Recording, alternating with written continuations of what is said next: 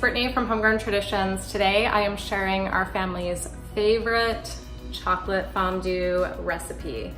And we have this every year for Valentine's Day, but it's so fun to make for a party when you have people over. We just love it any time of year.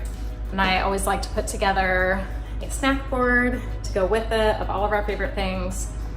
So I hope you try this recipe and you love it as much as we do.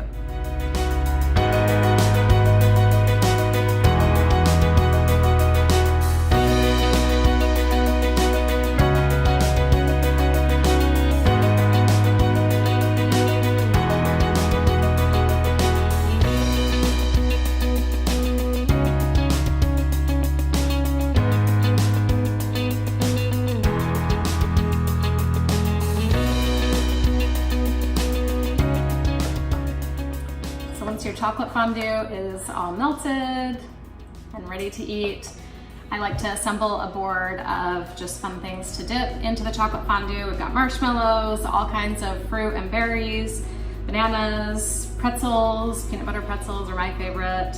And grab your skewers and you are ready to go.